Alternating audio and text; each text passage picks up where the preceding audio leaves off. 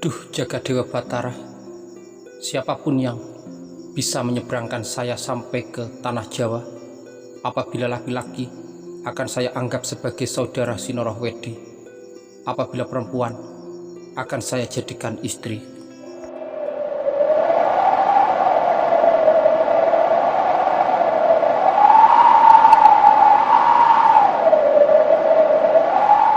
Sobat Jiro Sinema dimanapun Anda berada, jumpa lagi dengan Jiro Sinema, channelnya alur cerita dan kisah nyata. Pada kali ini Jiro Sinema hadir dengan kisah terbaru, yaitu Dahhyang Kumbayana. Perjalanan Kumbayana menikahi seekor kuda betina. Seperti apa ceritanya? Langsung saja kita ke alur ceritanya. Yuk, cikidiu.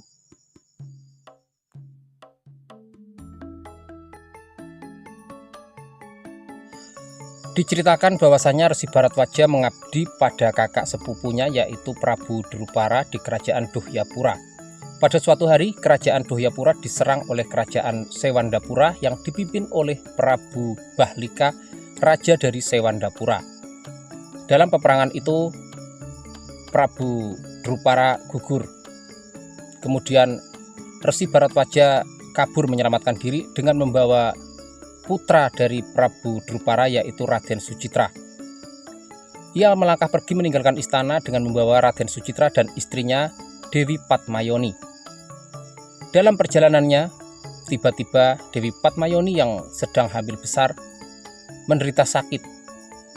Dan dalam sakit itu tiba-tiba Dewi Padmayoni melahirkan janin yang belum sempurna. Resi Bharatwaja mengambil janin yang belum sempurna itu, kemudian menaruhnya di dalam periuk. Namun apa yang terjadi setelah melahirkan, Dewi Padmayoni meninggal dunia. Resi Bharatwaja menjadi sedih dan terpukul. Kemudian setelah mengubur jenazah istrinya, ia melanjutkan perjalanan meninggalkan tempat itu dengan menggendong Raden Sucitra di tangan kanannya dan menggendong janin dalam periuk di tangan kirinya. Resi Bharatwaja terus melangkah pergi menyelamatkan diri, hingga pada akhirnya ia sampai di negeri Ngatasangin. Ia berhenti di suatu tempat yang kemudian di tempat itulah ia mendirikan sebuah padepokan yang diberi nama Padepokan Giri Jembangan. Di Padepokan Giri Jembangan itulah Resi Bharatwaja merawat kedua putranya, yaitu Raden Sucitra yang putra dari Prabu Drupara dan janin yang belum sempurna. Namun ia merasa bahagia sekali ketika sampai di Giri Jembangan. Ternyata janin yang belum sempurna itu berubah menjadi bayi sempurna, menjadi bayi laki-laki yang normal dan sempurna. Kemudian oleh Resi Bharatwaja, bayi itu diberi nama Kumbayana, yang memiliki makna Kumba berarti periuk, Ayana berarti perjalanan. Dengan sabar dan penuh kasih sayang, Resi Bharatwaja membesarkan kedua putranya, mendidiknya dan menjadikannya kedua putranya sebagai satria sejati. Lambat laun Giri Jembangan menjadi terkenal, banyak yang ngudi kawruh di padepokan itu. Kini sudah 40 tahun lamanya Giri Jembangan terbangun. Dan saat ini usia dari Kumbayana sudah 40 tahun. Namun ia belum menikah. Ia menghabiskan waktunya dengan bersenang-senang, menggoda gadis-gadis kampung, dan juga merampok para saudagar-saudagar kaya. Lama-kelamaan Resi Bharatwaja mengetahui sepak terjang putranya. Kemudian ia memanggil putranya agar menghadap. Ia meminta kepada putranya agar segera menikah karena usianya yang sudah lanjut. Raden Sucitra sudah tidak di Giri Jembangan lagi, karena sekarang Raden Sucitra sudah pergi merantau ke tanah Jawa. Sudah cukup lama dan belum pernah kembali lagi ke Giri Jembangan. Harapan satu-satunya saat ini adalah Kumbayana. Kumbayana yang bisa meneruskan Padepokan Giri Jembangan. Namun Kumbayana selalu menolak apabila dipaksa menikah oleh ayahnya, dengan alasan bahwasanya Kumbayana hanya akan menikah dengan seorang bidadari. Sementara Resi Bharadwaja meminta putranya menikah dengan putri seorang resi ataupun putri dari seorang Brahmana. Kumbayana tetap menolak. Ia bersikeras bahwasanya ia hanya akan menikah dengan bidadari. Terjadi perseteruan di Giri Jambangan yang mengakibatkan Resi Bharadwaja menjadi murka karena putranya Kumbayana selalu menolak keinginannya. Hingga pada akhirnya Kumbayana diusir dari Giri Jambangan. Dan Kumbayana memilih pergi meninggalkan Giri Jambangan daripada dipaksa menikah dengan wanita yang tidak dicintainya. Setelah Kumbayana pergi meninggalkan Giri Jambangan, Resi Bharadwaja amarahnya mereda. Ia kemudian memanggil cantriknya yaitu Peputut Jayamaruta agar mengejar Kumbayana. Ia meminta kepada Putut Jayamaruta agar membawa anak buah mengejar Kumbayana dan memaksanya agar kembali lagi ke Giri Jambangan.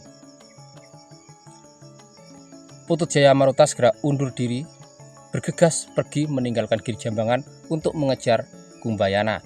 Sementara Resi Bharadwaja bertekad apabila Putut Jayamaruta gagal memaksa Kumbayana kembali ke Giri Jambangan, ia sudah merelakan Kumbayana pergi dan memilih mandiri meraih cita-citanya. Yang artinya ia tidak berhasil menjadikan Kumbayana sebagai penerusnya. Langkah Kumbayana dihentikan oleh Putut Jayamaruta dan para cantrik. Putut Jayamaruta berkata kepada Kumbayana bahwasanya saat ini Resi Bharadwaja di Giri Jambangan sedang sakit keras. Ia menyesali perbuatannya yang sudah mengusir putranya. Ia meminta agar Kumbayana kembali ke Giri Jambangan. Namun Kumbayana bisa menangkap bahwasanya Putut Jayamaruta diutus menjemput dirinya hanyalah taktik dari ayahnya. Ia menyadari betul bahwasanya ayahnya sengaja menjebak agar dirinya kembali lagi ke Giri Jambangan. Maka ia memutuskan untuk tetap pergi. Sehingga terjadi perseteruan antara Kumbayana dan Putut Jayamaruta. Karena Putut Jayamaruta tidak berhasil membujuk Kumbayana dengan cara yang baik, maka ia segera mengerahkan para cantriknya untuk memaksa Kumbayana menyeretnya kembali ke Giri Jambangan. Namun dalam hal ini Kumbayana lebih hebat dari Putut Jayamaruta dan para cantrik itu, sehingga dengan mudahnya ia mengelabuhi Putut Jayamaruta dan para cantrik. Ia segera kabur masuk ke dalam hutan, dan pada akhirnya Putut Jayamaruta mengajak para cantrik untuk kembali ke Giri Jambangan melaporkan hasil dari tugasnya kepada Resi Bharadwaja. Setelah terbebas dari Putut Jayamaruta dan kawan-kawannya, Kumbayana terus melangkah menjauhi Giri Jambangan. Hingga pada akhirnya ia sampailah di tepi samudra luas. Di tepi samudra luas itulah ia menjadi bingung bagaimana cara menyeberang samudra itu. Sementara tanah Jawa berada di seberangnya. Kali ini ia memiliki tekad ingin menyeberang ke Pulau Jawa, ingin mencari kakaknya yaitu Raden Sucitra yang katanya sudah berhasil di tanah Jawa. Sucitra adalah kakak angkatnya yang sudah dianggap sebagai kakak kandungnya sendiri. Ia dibesarkan bersama-sama di Giri Jambangan, selalu berbagi adil. Apa yang dimiliki oleh Sucitra, Kumbayana juga memilikinya. Apa yang dimiliki oleh Kumbayana, Sucitra juga memilikinya. Saat ini kerinduan di dalam hatinya sudah memuncak. Apalagi ia sudah diusir dari Giri Jambangan. Tujuan satu-satunya hanyalah mencari Sucitra. Namun ia menjadi bingung karena di tepi samudra itu ia berhadapan dengan air laut yang sangat luas, laut yang seakan tiada tepi. Sementara di situ tiada dermaga, tiada kapal yang berlayar. Ia menjadi bingung. Di dalam kebimbangannya ia berkata, siapapun yang bisa menyeberangkan dirinya sampai ke tanah Jawa, apabila laki-laki akan dianggapnya sebagai saudara Sinorawadi, yaitu saudara yang melebihi saudara kandung sendiri.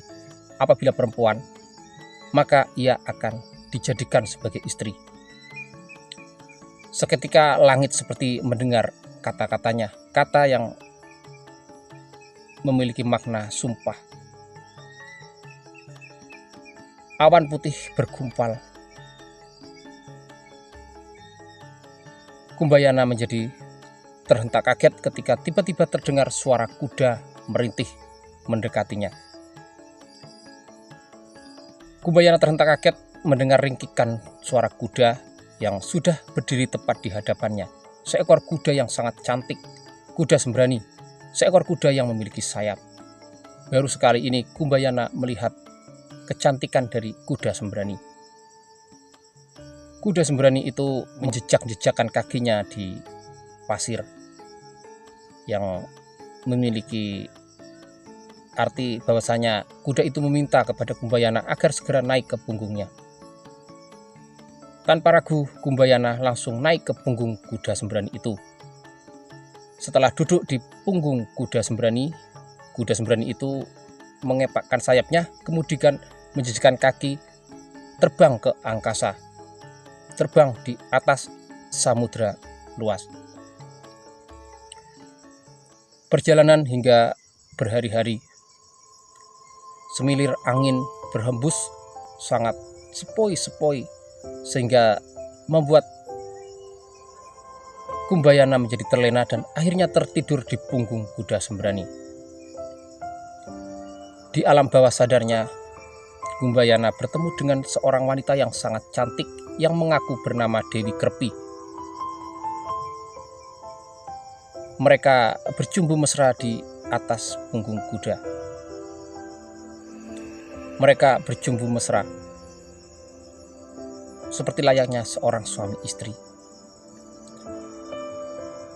Dan tiba-tiba tanpa disadarinya, Kumbayana meneteskan kama atau meneteskan sperma, meneteskan mani yang jatuh ke samudra. Kuda sembrani melihat bahwasanya sperma yang jatuh ke samudra luas. Kuda sembrani itu langsung turun ke samudra mengejar air mani dari Kumbayana yang terjatuh. Kuda sembrani itu bisa menangkap bahwasanya Kumbayana pasti mimpi basah. Kuda sembrani mengejar air mani itu sampai ke samudra, kemudian memasukkan air mani itu ke dalam kemaluannya. Setelah itu, kuda sembrani melanjutkan perjalanan. Kumbayana terhentak kaget ketika tiba-tiba tersadar ia sudah berada di daratan. Ia segera turun dari punggung kuda, kemudian mengucapkan terima kasih kepada kuda sembrani yang sudah menolong menyeberangkan dirinya. Namun betapa terkejutnya dirinya ketika kuda sembrani itu tidak beranjak pergi. Kuda sembrani itu justru mendekati dirinya dan menunjukkan perutnya yang membesar. Kumbayana terhentak kaget. Ia teringat akan sumpahnya bahwasanya siapapun yang bisa menyelamatkan dirinya apabila laki-laki akan dijadikannya seperti saudara kandung, apabila perempuan akan diangkatnya sebagai istri. Sementara saat ini yang menolong dirinya adalah kuda sembrani betina, yang artinya apabila ia harus memenuhi sumpahnya, ia harus menikahi kuda betina itu. Dan saat ini kuda betina itu menunjukkan perutnya yang membunting, yang artinya kuda betina itu sedang hamil. Kemudian Kumbayana berpikir, apakah mimpinya yang bermesraan di punggung kuda membuat kuda betina itu hamil. Kemudian tanpa pikir panjang lagi, Kumbayana langsung menghunus keris dan menghujam perut kuda betina itu. Keanehan terjadi. Dari perut yang ditusuk oleh Kumbayana keluar janin jatuh ke dalam pasir, sementara kuda sembrani betina itu menghilang menjadi asap. Kumbayana berpikir apabila sampai diketahui oleh orang apalagi Raden Sucitra mengetahui bahwasanya Kumbayana sudah berbuat senonoh dengan kuda betina, maka dirinya pasti akan diejek. Makanya ia bertekad untuk membunuh kuda sembrani itu. Namun ia terhentak kaget ketika tiba-tiba dari gumpalan asap keluar seorang wanita yang sangat cantik. Wanita itu kemudian mengambil janin yang jatuh ke pasir, kemudian memeluknya. Dan ternyata janin itu berubah menjadi bayi laki-laki yang sangat sempurna. Sosok wanita itu melangkah mendekati Kumbayana, kemudian mengucapkan terima kasih kepada Kumbayana karena Kumbayana berhasil menyelamatkan dirinya.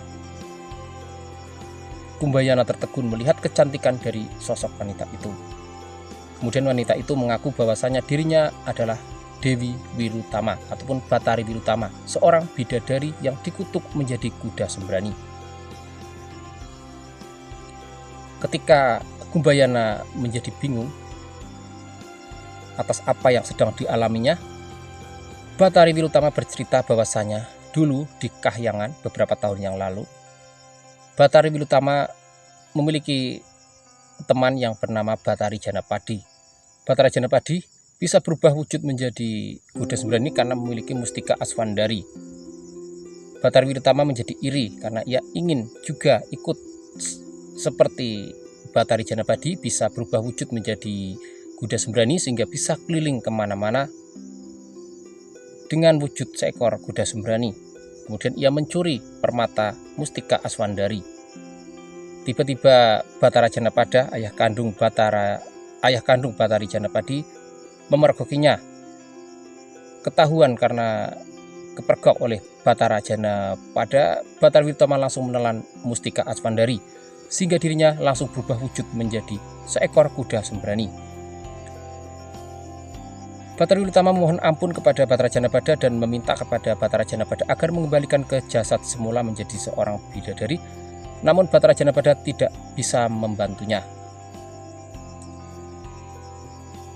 Ia hanya melepaskan Batari Wirutama dengan sosok wujud seekor kuda sembrani. Batari Wirutama bisa berubah wujud kembali menjadi bidadari yang cantik apabila ia berhasil mengandung bayi manusia. Dan saat ini Batari Wirutama melahirkan bayi manusia, bayi dari Kama Kumbayana. Kemudian Batari Wirutama mendekati Kumbayana dan menyerahkan bayi kepada Kumbayana. Ia meminta kepada Kumbayana agar mengasuh bayi itu, bayi yang ia beri nama Aswatama, yang memiliki makna aswa adalah kuda, sementara tama adalah sebutan dari ibunya yaitu Wilutama. Kumbayana menerima bayi itu dengan senang hati. Kemudian ia berpikir bagaimana setelah ini mungkin mereka bisa hidup bersama dan impiannya menikahi bidadari bisa terwujud. Namun setelah menyerahkan bayi Aswatama, Batari Wirutama mohon diri. Ia berpamitan kepada Kumbayana bahwasanya ia akan kembali ke Kahyangan mengembalikan mustika Aswandari kepada Prabu Janapada. Ia berkata kepada Kumbayana bahwasanya Kumbayana tidak perlu khawatir karena bayi Aswatama akan tumbuh lebih cepat seperti seekor kuda, lebih cepat pertumbuhannya daripada bayi manusia biasa. Setelah berkata demikian, Batari Wirutama langsung pergi meninggalkan Kumbayana. Kumbayana menjadi menyesal karena seharusnya ia tidak menikam kuda sembrani yang sudah menolongnya. Karena apabila ia tidak menyakiti kuda itu, mungkin mereka masih bisa berunding agar mereka bisa hidup bersama, membesarkan anak bersama-sama. Namun semua sudah terjadi. Batari Wirutama sudah kembali ke Kahyangan.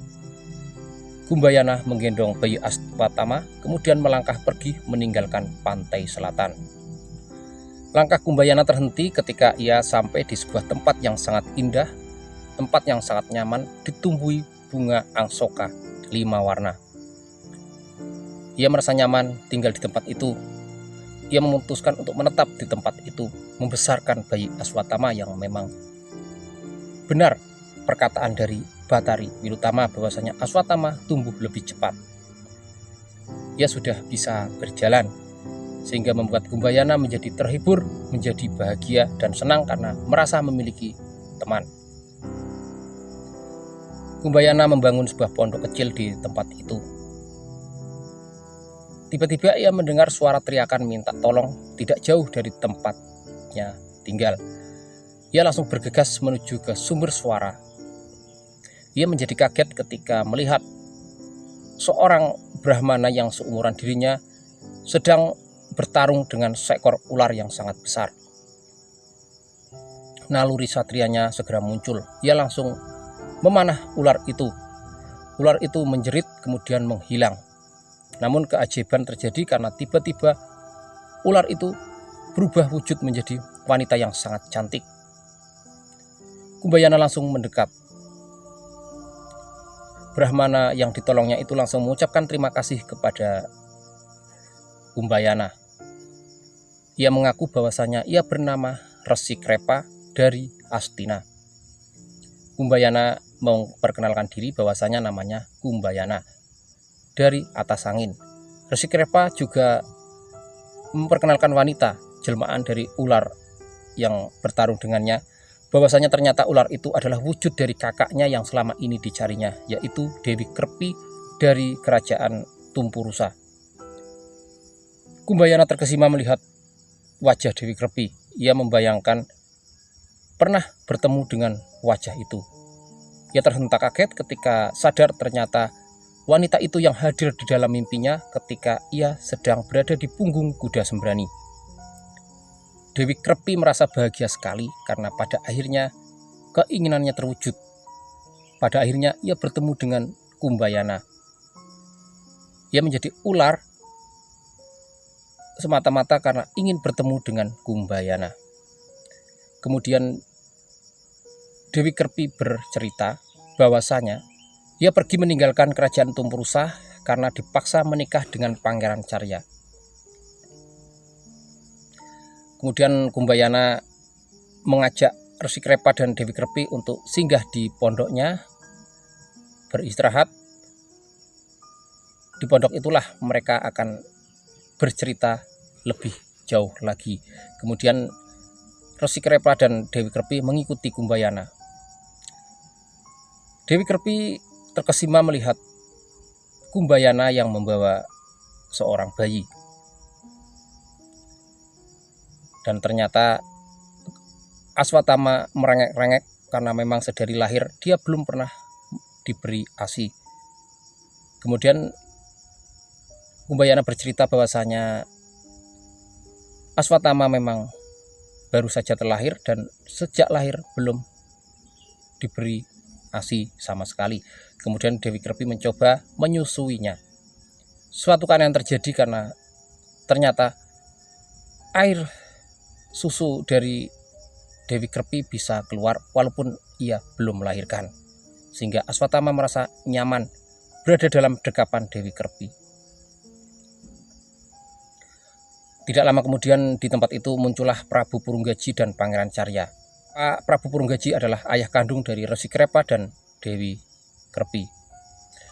Setelah berbasa-basi, akhirnya Prabu Purunggaji bercerita bahwasanya beberapa waktu yang lalu ia berseteru dengan Dewi Krepi karena memaksa putrinya agar menikah dengan Pangeran Carya. Namun Dewi Krepi menolak karena ia sudah jatuh cinta kepada seseorang yang pernah menjumpainya beberapa kali di dalam mimpi, yaitu Kumbayana.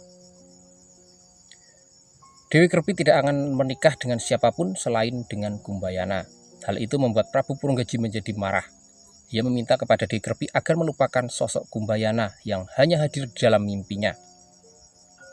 Karena terlalu ditekan, akhirnya Dewi Krepi memilih pergi meninggalkan Timpurusa. Setelah Dewi Krepi pergi meninggalkan Timpurusa, Prabu Purunggaji merasa bersalah, kemudian ia memberi surat kepada Resi Krepa yang berada di Astina agar mencari kakaknya.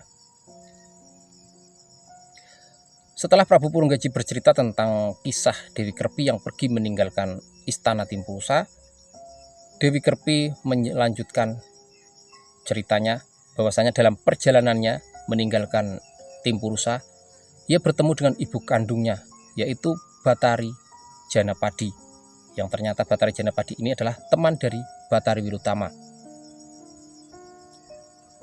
Batari Janapadi merasa prihatin atas nasib yang menimpa putrinya. Dulunya Batari Janapadi setelah melahirkan Dewi Kerpi dan Resi Krepa pergi kembali ke kahyangan, meninggalkan kedua putra dan putrinya kepada seseorang yang bernama Ken Yoni yang pada waktu itu tinggal di tengah hutan belantara. Dan setelah Ken Yoni meninggal dunia, Resi Krepa dan Dewi Kerpi diambil oleh Resi Sentanu dan dibawanya ke Astina. Kemudian diangkatnya seperti anak kandung sendiri di Astina. Resi Krepa diangkat menjadi kepala Brahmana di Astina, mendampingi Resi Bisma. Sementara Dewi Kerpi setelah mengetahui bahwasanya ayah kandungnya adalah Prabu Purunggaji, dibawa pulang ke kerajaan Timpurusa. Setelah ia tidak bersedia dinikahkan dengan Pangeran Carya, Dewi Kerpi kabur meninggalkan Timpurusa. Bertemulah dengan ibu kandungnya yaitu Batari Janapadi. Demi membantu Dewi Kerpi, Batari Janapadi mengubah wujud dan bentuk Dewi Kerpi menjadi seekor ular. Apabila ingin bertemu dengan Gumbayana, Dewi Kerpi harus rela berubah wujud menjadi seekor ular dan rela menyerang adiknya sendiri. Ketika ia bertemu dengan adiknya sendiri yaitu Krepa, maka sebenarnya ia sudah dekat dengan Gumbayana, dan ternyata benar. Pada saat ini ia bertemu dengan Resi Krepa dan terjadi pertarungan. Tidak lama kemudian sosok Gumbayana muncul. Gumbayana terkesima. Kemudian Prabu Purunggaji merasa bersalah karena sudah menekan putrinya. Kemudian ia tidak ingin mempermasalahkan yang dulu lagi. Ia memberikan kebebasan kepada Dewi Kerpi apabila ingin menikah dengan Gumbayana. Ia tidak akan mempermasalahkannya. Ia meminta maaf kepada Pangeran Carya, dan ternyata Pangeran Carya juga tidak keberatan. Justru ia merasa bahagia karena sebenarnya Pangeran Carya juga sudah memiliki pilihan sendiri. Sehingga Prabu Purunggaji merasa lega dan berjanji akan mengadakan pesta besar-besaran atas pernikahan Pangeran Carya dengan wanita pilihannya. Kemudian Prabu Purunggaji menikahkan putrinya Dewi Kerpi dengan Gumbayana. Setelah pernikahan itu, Prabu Purunggaji memberikan tawaran kepada Gumbayana agar ikut serta ke Timpurusa. Namun Gumbayana menolak. Ia memilih menetap tinggal di tempat ini karena ia merasa nyaman dengan tempat di mana ia menemukan Dewi Kerpi. Prabu Purunggaji tidak keberatan. Ia memberikan izin dan akan memberikan pintu selebar-lebarnya kepada Gumbayana apabila ingin kembali ke Timpurusa. Kemudian karena keputusan dari Gumbayana ingin menetap di tempat itu, maka Prabu Purunggaji menggerakkan prajuritnya agar membangun sebuah padepokan di tempat itu.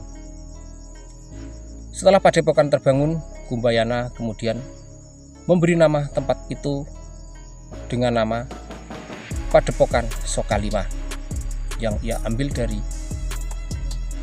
di tempat itu ditumbuhi bunga angsoka 5 warna. Setelah itu Gumbayana dan Dewi Kerpi hidup dengan bahagia di Sokalima. Oke Sobat Jirusinwa, sampai di sini dulu kisah Dang Hyang Gumbayana. Nantikan selanjutnya kisah dari Jirusinwa. Cikidiu.